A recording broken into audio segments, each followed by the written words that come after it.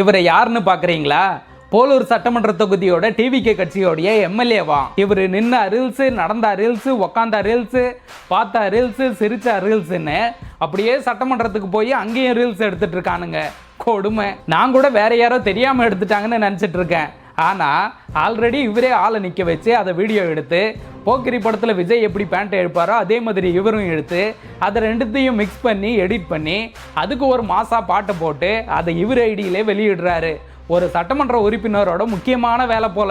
சட்டமன்றத்துக்குள்ள போகும்போது மாசா ரீல்ஸ் போட வேண்டியது, அப்படியே சட்டமன்றத்துக்குள்ள போய் மாசா பேச வேண்டியது தானே.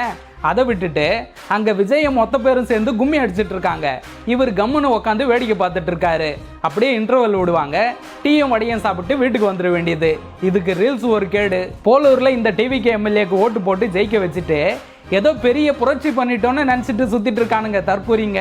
யாரு என்ன சொன்னாலும் ரீல்ஸ்ல ஆட்சியை பிடிச்சிட்டு ரீல்ஸ்லயே ஆட்சி நடத்துறாங்க இல்லையா, அந்த நேர்மை எனக்கு பிடிச்சிருக்கு.